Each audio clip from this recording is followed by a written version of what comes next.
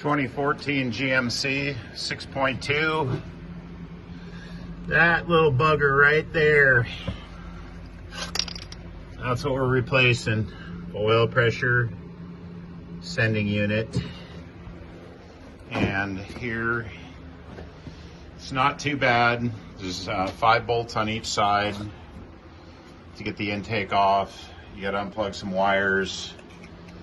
The wiring harness kind of lays here, and if you lift it all up and shove it back behind this plastic thing, it's long enough to get that completely out of the way. That was probably the hardest part.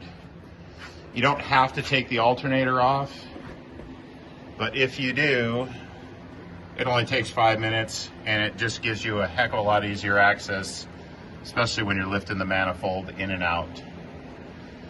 Not too bad of a job, actually.